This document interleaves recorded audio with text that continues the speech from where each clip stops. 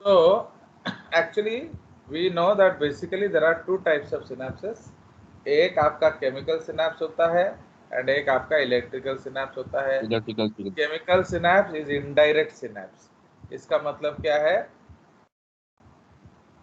दो न्यूरॉन्स के बीच में डायरेक्ट कम्युनिकेशन नहीं होता है एंड जो उनके बीच में कम्युनिकेट करने के लिए हमें केमिकल मैसेंजर्स का जरूरत पड़ता है and these chemical messengers are called neurotransmitters. ठीक है.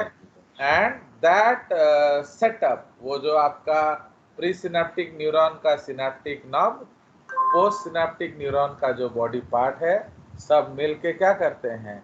वो आपका सिनेप्स करते हैं. अंडरस्टूड? तो that is making the synapse and ये है आपका केमिकल सिनेप्स. तो अब depending upon which type of neurotransmitter is used, तो वो अलग अलग तरीके का आपका रेस्पॉन्स होगा. अगर आप एक्साइटेटरी न्यूरोट्रांसमीटर डालेंगे तो सिनेप्स एनहेंस हो जाएगा. अगर आप इनहिबिटरी न्यूरोट्रांसमीटर डालेंगे तो जो सिनेप्स का जो ट्रांसमिशन है वो डिले हो जाएगा and so on. But electrical synapse में क्या होता है? दो न्यूरॉन्स के बीच में गैप जंक्शंस होता है. तो gap junctions are small passages जिसमें से आराम से आयन क्रॉसओवर कर जाता है.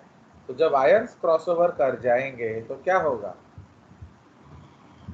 तो when ions will cross over तो इमीडिएटली आपका जो ट्रांसमिशन हो जाएगा. So that is why electrical synapse जो है उसमें डिले का कोई सवाल नहीं है. There is no delay concept. Okay, तो इसलिए वो डिले नहीं होता है. ठीक है. सो एंड इलेक्ट्रिकल सिनेप्स हमारा जनरली हार्ट में मिलता है बिकॉज आप जानते हो कि आपका जो एक हार्ट बीट है, it is taking how much time? It is taking around 0.8 seconds. 0.8 0.8 second. Seconds. तो इसीलिए आप सोचो कि कितना इवेंट होता है 0.8 सेकेंड में. तो like that. So in order to make it possible we have electrical synapses. एंड कहाँ होते हैं electrical synapse? In gap junctions, है कि नहीं? एंड गैप ये हो जंक्शंस गया कहाँ बस. होते हैं? इन इंटरकैलेटेड डिस्क्स. ठीक है.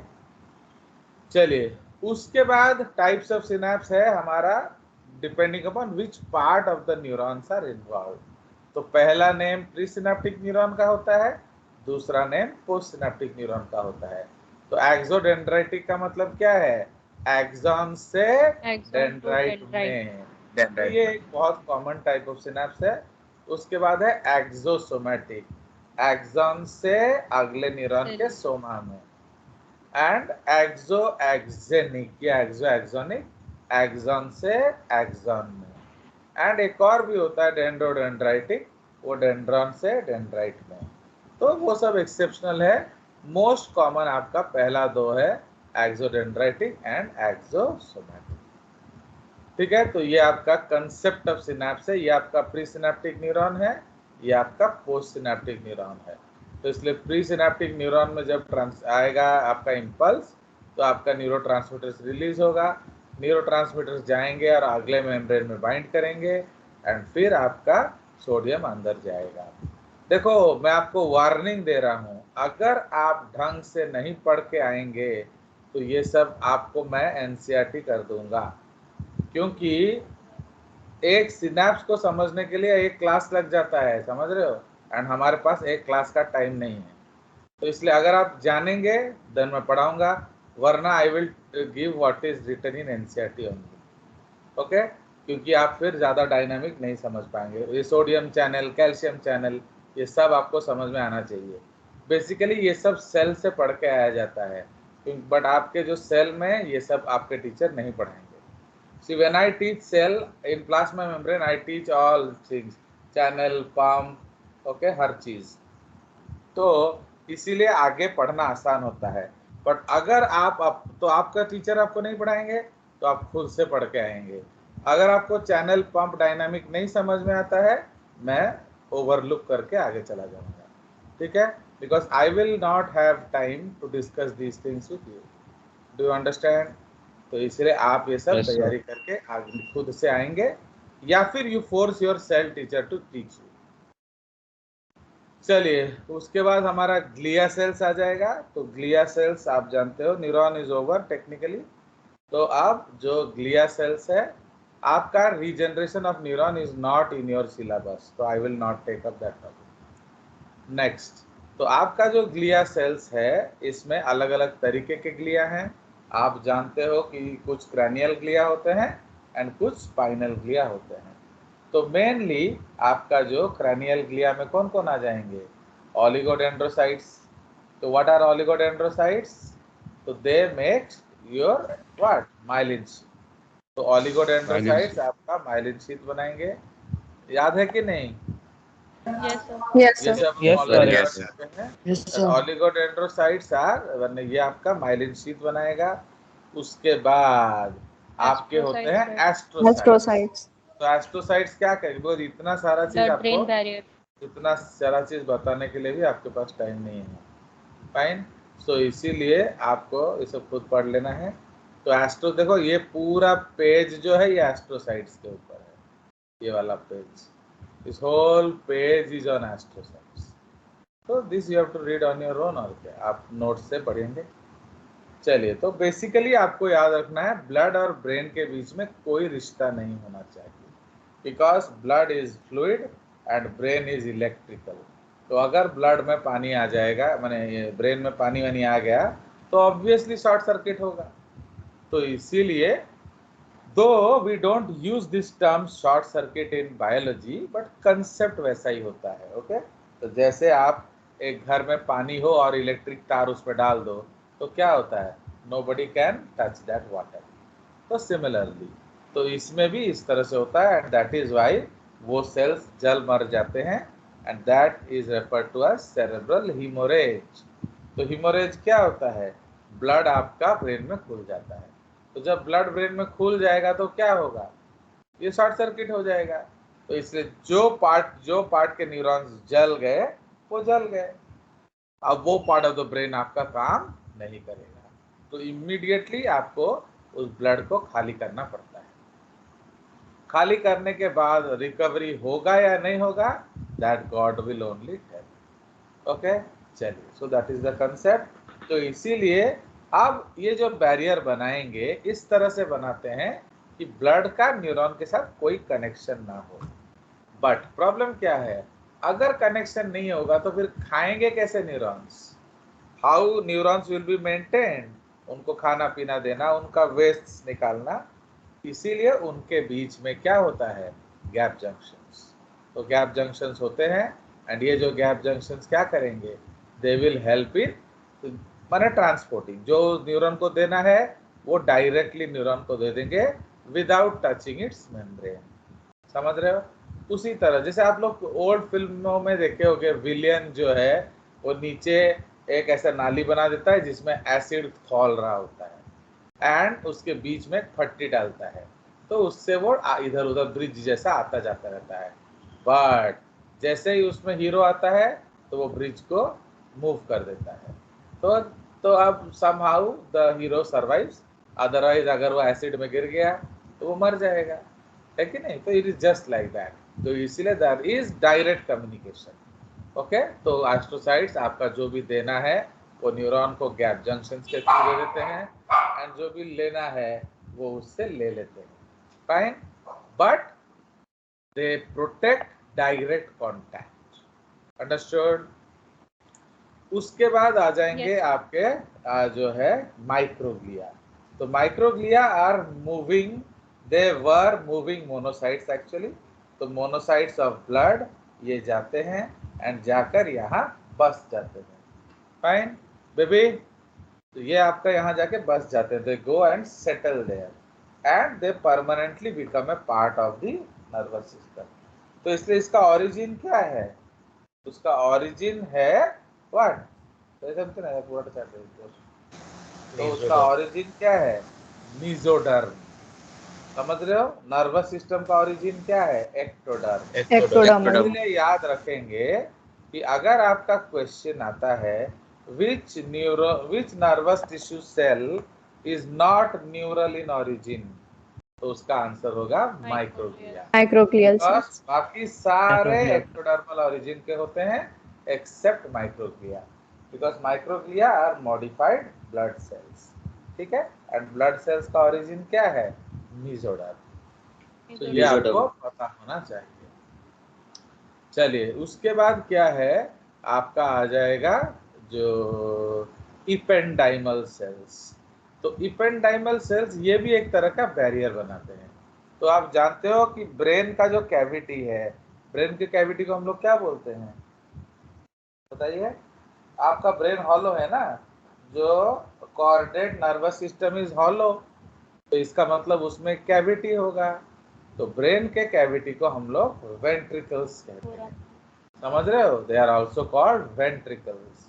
तो इसलिए वेंट्रिकल्स हार्ट में भी होता है एंड वेंट्रिकल ब्रेन में भी होता है. सो दैट इज वाई ये जो वेंट्रिकल है इसमें क्या होता है, सेरेब्रोस्पाइनल फ्लूइड. तो ब्रेन के कैविटी को वेंट्रिकल्स कहते हैं एंड स्पाइनल कॉर्ड के कैविटी को स्पाइनल कैनाल कहते हैं. ओके, नाउ ये दोनों वेंट्रिकल्स ऑफ ब्रेन एंड जो आपका स्पाइनल कैनाल है, तो ये क्या होगा, ये दोनों ही इसमें क्या होगा बताइए, इन दोनों में एपेंडाइमा होता है. क्यों? So that CSF does not come in direct contact with what, the nervous system. क्योंकि CSF भी तो पानी ही है ना, सो वो भी डायरेक्ट कॉन्टैक्ट में नहीं आना चाहिए. इसीलिए ependymal cells also have a different role. They serve as neural stem cells. ये आपके बुक में नहीं लिखा होगा. तो actually ependymal cells stem cell जैसा काम करते हैं with the potential of forming not only other glia but also neuron, especially after injury. ये अभी का रिसर्च है, तो this may not be there in your book, इसलिए आप इसको लिखेंगे नहीं, पढ़ लेंगे. बिकॉज आजकल रिसर्च कहता है कि neurons in CNS also regenerate and उसका कारण क्या है, इपेंडाइमल सेल्स. बट आप इसको स्कूल लेवल में नहीं लिखेंगे, पढ़ने को पढ़ सकते हैं. उसके बाद न्यूरोसिक्रेटरी सेल्स होते हैं. तो न्यूरोसिक्रेटरी सेल्स क्या करते हैं, so they are basically producing hormones. तो ये आपके अलग अलग हार्मोन्स बनाते हैं. तो which are the glands which are origin is nerve brain, that is hypothalamus and pituitary and pineal gland. तो hypothalamus, pituitary and pineal gland, इन तीनों का origin क्या है, इन तीनों का origin ब्रेन है. तो इसलिए यहाँ से जो आपका हार्मोन्स निकलेंगे, they are produced by neurosecretory cells. ठीक है, like growth hormone, TSH, RH. जहाँ भी RH लगेगा वो किसका हार्मोन है बताइए? हाइपोथैलेमस. एक्चुअली जब आप लोग का लाइफ में एक टारगेट था ना मेडिकल, तो आप लोग को कुछ ना कुछ NCERT से ज्यादा पढ़ के आना चाहिए था इन 10th. एंड आपका जो 10th में अगर आप अच्छे कोई भी गाइड वाइड बुक पढ़े होते, वो क्या है उसको कहते हैं, वो जो एनी अदर बुक, तो उसमें आपका सारे हार्मोन डिस्कस्ड होते. तो इसलिए ऑलवेज रिमेंबर हाइपोथैलेमस के हार्मोन्स में RH या IH लगा होगा, रिलीज हार्मोन, इनहिबिटिंग हार्मोन. क्यों? Because hypothalamus controls the pituitary gland. ठीक है जी. उसके बाद पिट्यूटरी जो है वो सारा ट्रॉफिक हार्मोन रिलीज करता है, मतलब वो हार्मोन जाकर अदर ग्लैंड्स को एक्टिवेट करता है. Fine. So they are called trophic hormones. उसके बाद आ जाएगा क्या, तो उसके बाद आ जाएगा हमारा आपका जो पिनियल ग्लैंड. तो पिनियल ग्लैंड प्रोड्यूसेस मेलाटोनिन. अभी रिसेंटली नोबेल प्राइज मिला है मेलाटोनिन के डिस्कवरी के लिए, very very recent. I don't remember the year, may be 1 year या 2 ईयर बैक. तो इसीलिए जो मेलाटोनिन है वो आपका बॉडी का रिदम कंट्रोल करता है. ओके, जिसको हम लोग बायोलॉजिकल क्लॉक बोलते हैं. आपको रात 9 बजते ही नींद आ जाता है, सुबह 9 बजते ही आपका आँख खुल जाता है. क्यों? Because of melatonin. ओके, तो लाइक दैट. सपोज जैसे अभी आप अमेरिका शिफ्ट हो जाएंगे, तो क्या होगा, उधर आपका रात में आँख खुला रहेगा, सुबह आपका आँख बंद रहेगा. क्यों? Because of melatonin. तो ये आपका हैबिट्स था एंड इसको बायोलॉजिकल क्लॉक भी बोला जाता है. ठीक है जी, this is also known as biological clock. Fine. तो ये आपके ग्लिया, ये सारे ग्लिया सेल्स हो गए आपके किसके, आपके सीएनएस के। पीएनएस में आपका श्वान सेल होता है, सैटेलाइट सेल्स होता है। तो श्वान सेल क्या करते हैं, they make neurilemma, myelin sheath and neurilemma. And जो आपका जो पीएनएस न्यूरॉन्स है, जो पीएनएस में सेल बॉडी होगा, जैसे हमने डिस्कस किया था, अगर पीएनएस में सेल बॉडी होता है तो उसको क्या कहेंगे, गैंग्लिया। गैंग्लिया। ये जो गैंग्लिया है, इसको भी तो आपको रैप करना पड़ेगा ना, तो उसको कौन रैप करेगा, सैटेलाइट सेल। Satellite cell. ठीक है, तो satellite cells will wrap and insulate the cell bodies of PNS and myelin sheath is formed in PNS by Schwann cells. Now हमने डिस्कस किया था कि PNS में एंड CNS में जो myelin sheath बनता है उसमें डिफरेंस होता है। CNS में आपका नंबर ऑफ नोड्स कम होगा, बट PNS में नंबर ऑफ नोड्स ज़्यादा होता है। PNS में न्यूरिलेमा नहीं होता, CNS में न्यूरिलेमा नहीं होता है, बट पीएनएस में न्यूरिलेमा होता है। इसीलिए पीएनएस का जो न्यूरॉन है वो रिपेयर रिजेनरेट कर जाएगा, बट सीएनएस का जनरेट नहीं करता टिल टुडे, बिकॉज आज का रिसर्च अलग चीज बोलता है, बट स्टिल आप लोग को यही याद रखना है कि CNS neurons do not regenerate. शायद 80 बार एड जाता है। चलिए हो गया, तो ये आपका nervous tissue is over. Yes, anything else? बहुत चीज मैंने रखा हुआ है, बट ये तो हम ऑलरेडी डिस्कस किए हैं कि नहीं। So this is a nerve. तो न्यूरॉन अलग चीज होता है, नर्व अलग चीज होता है।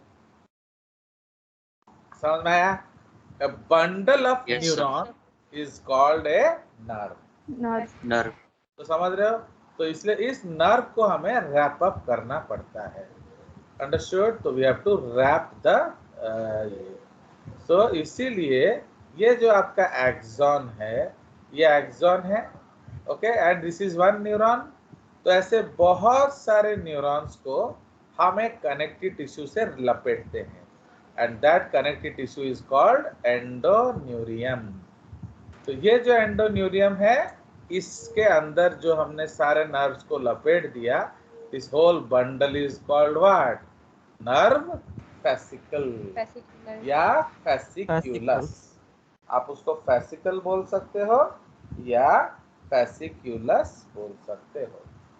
नाउ ऐसे बहुत सारे फेसिकल्स को हम फिर क्या करते हैं, सो एक second, sorry, actually endoneurium is connective tissue of this axon. ये जो न्यूरॉन है ना, तो न्यूरॉन का जो कनेक्टिव टिश्यू है ये वाला एक्चुअली। सो ये देख रहे हो, दिस वन, अरे बाबा,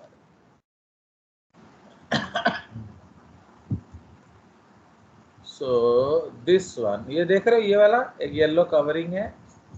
सो दिस येलो कवरिंग जो है, इसको एंडोन्यूरियम बोला जाता है। देख रहे हो, ये वाला, this yellow covering is called endoneurium. तो endoneurium is surrounding the sarcolemma. तो सार्कोलेमा के बाहर एंडोन्यूरियम होता है, ओके। एंड ये जो एंडोन्यूरियम है, ये क्या करता है, ये एंडोन्यूरियम हमारा जो है, ये न्यूरॉन को रैप करता है, न्यूरॉन्स को कनेक्ट करता है। फिर बहुत सारे न्यूरॉन्स को हम एक पेरिन्यूरियम से रैप करते हैं। Fine, this is another connective tissue called perineurium. तो उससे हमने बहुत सारे न्यूरॉन्स को रैप किया एंड बना दिया क्या, फेसिकल, ओके।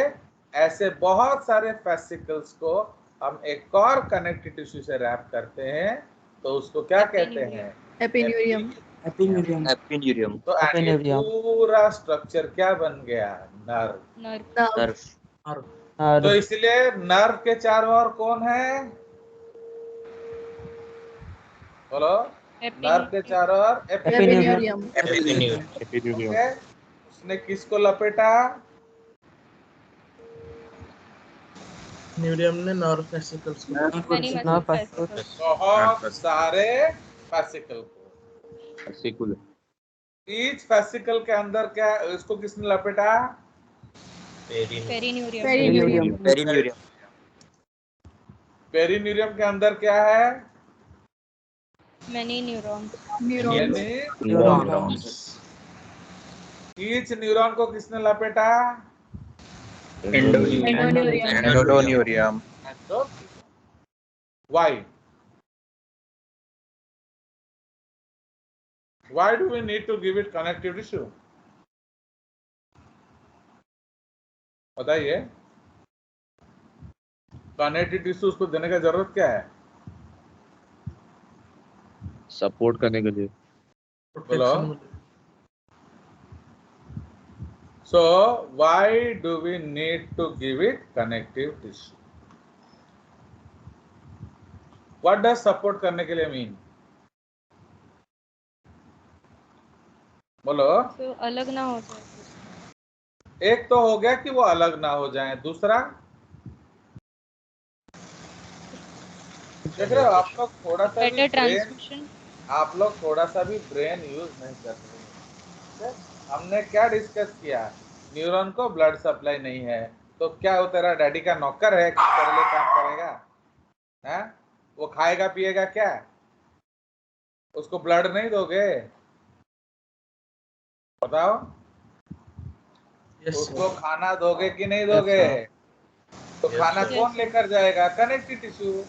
कनेक्टिव टिश्यू में ब्लड सप्लाई होता है, समझ रहे हो? तो कनेक्टिव टिश्यू में ब्लड सप्लाई होता है, एंड ये जो ब्लड सप्लाई क्या करेगा? ये उसको खाना देगा, उसका गंद निकाल के लाएगा, एटसेट्रा। प्लस अब अगर तुम्हारा नर्व को कोई काट देगा तो देखो कितना मजेदार बात है कि नर्व तुमको सेंसिटाइज करता है। Okay, if somebody touches you, you are knowing due to a nerve. But अगर नर्व को कोई काट देगा तो इसका मतलब नर्व को नर्व देने का जरूरत है कि नहीं? Yes sir. Yes. So there are nerves, two nerves my dear, and that is called nervi nervorum. तो समझ रहे हो? तो नर्व को भी नर्व देना पड़ेगा, वरना उसको कोई काट के ले जाएगा। समझ में आया? तो इसीलिए आपको नर्व सप्लाई देना है, आपको ब्लड सप्लाई देना है, आपको लिम्फ सप्लाई देना है। तो ये सब किस में होगा? ये सब Connective tissue. अब समझ में आया? Why do we need connective tissue? Yes sir. चलिए, so now I am stopping the recording.